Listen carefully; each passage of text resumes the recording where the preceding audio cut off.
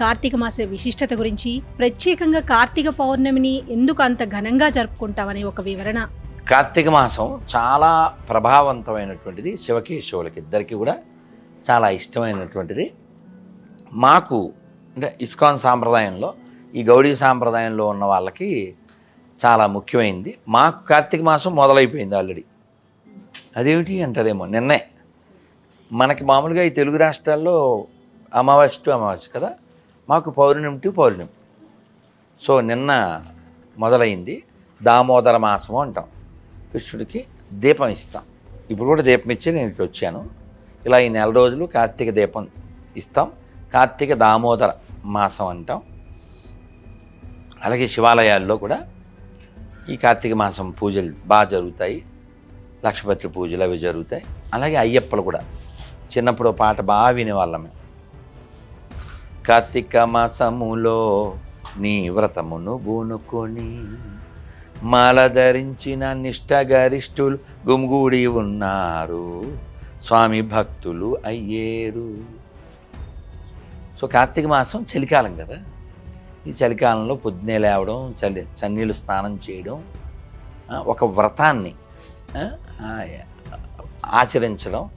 ముఖ్యంగా కార్తీక మాసం వ్రతంలో తల్లులు ఎక్కువ ప్రాధాన్యం వహిస్తారు. నదులుంటే, చెరువులుంటే వెళ్ళి స్నానం చేయడం, దీపాలు పెట్టడం. ఈ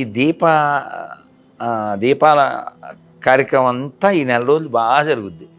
దీపాలమయం. సో అందులో భాగంగానే దీపావళి వస్తుంది. అవునా? చిన్నప్పుడు అమ్మ దీపావళికి మా అందరితో చేతులు పట్టుకుని దివ్వి దివ్వి దీపావళి, మళ్ళీ వచ్చే నాగలి చవితి పుట్టా మీద అని అలా కొట్టించి ఇంకా అవి పడేసి ఆడు చూడకండి నేను వచ్చేమని, కాళ్ళు కడుక్కోమని అమ్మ తడి చేత్తో కళ్ళ మీద ఇలా అని, మళ్ళీ దేవుడి దగ్గరికి వెళ్ళి దండం పెట్టుకోమని అక్షంతలు వేసి కొంచెం స్వీట్ తిన్నాక, ఎందుకు మా అందరికీ రెడీగా పెడతా. ఇప్పుడు బాణసంచే కాల్చాలి, మాకు టెన్షన్గా ఉంటాం కదా. అమ్మ ఇవన్నీ చేయించేస్తే కక్కడి పారిపోయేవాళ్ళం అమ్మ అలా నోట్లో స్వీట్ పెట్టగానే.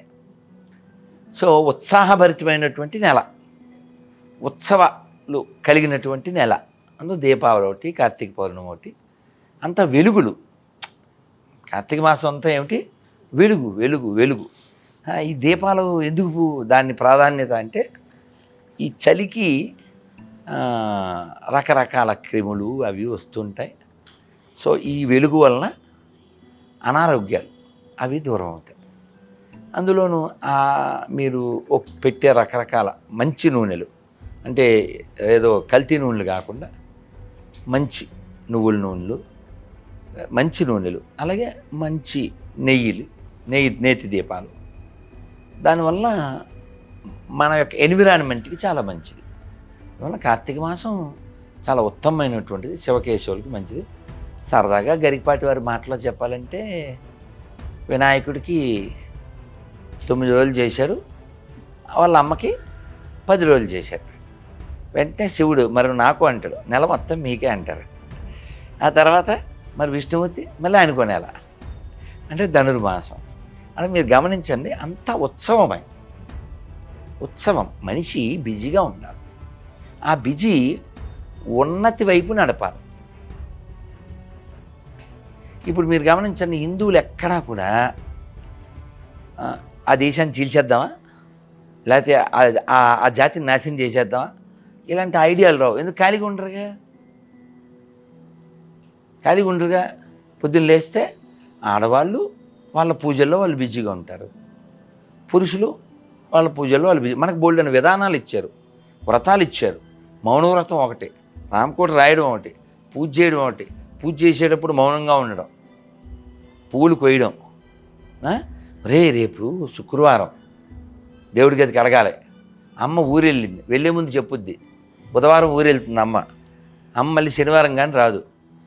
రేపు రాత్రికి దేవుడి గది అంతా సర్దేసి కడిగామంటే మేమే చేసేవాళ్ళం. మరి ముగ్గులు కూడా పెట్టేసేవాళ్ళం. అమ్మ లేకపోయినా ఆ గుమ్మానికి పసుపు రాసి చేయడం, దేవుళ్ళన్నీ శుద్ధి చేసేయడం, రెడీ చేసేయడం. అలా మనం దేంతో బిజీగా ఉంటాం? దేవుడితో, దేవుడి గదితో, దేవుడి మదితో. సో మిగిలిన వాళ్ళకి స్నానం కాన్సెప్ట్ లేదు, ఖాళీగా ఉంటారు. ఎలా దేశాలను పుట్టిద్దాం, ఎలా పిల్లల్ని పుట్టిద్దాం, ఎలా ప్రపంచాన్ని ఆక్రమిద్దాం. ఓ పోపు అమ్మ నిన్న బాధపడుతున్నాడు. యూరోప్ మొత్తం ఇంకో 30-40 ఏళ్ళలో పందులమయం అయిపోతుంది, ఇప్పుడు మేలుకోపోతే బ్యాన్ ది సెక్యులరిజం అన్నాడు. సో అందులో భారతదేశం కూడా ఒక బాధితురాలు కాబోతుంది. కాబట్టి హిందువులు పెరగాలి, హిందువులు హిందువులుగా ఉండాలి, బలంగా ఉండాలి, దృఢంగా ఉండాలి, ఆర్థికంగా, సామాజికంగా, రాజకీయంగా, ఆధ్యాత్మికంగా అందరూ బాగుండాలి. లోకా సమస్త సుఖినో భవంతు. అమ్మ హరే కృష్ణ తల్లి, ధన్యవాదాలమ్మా. ధన్యవాదాలండి. చూశారు కదండి, రాధా మనోహర్ దాస్ గారు సనాతన ధర్మం గురించి, మన హిందుత్వం గురించి, మన దేవుళ్ళ గురించి ఎన్నో ప్రశ్నలకి నివృత్తి చేశారు.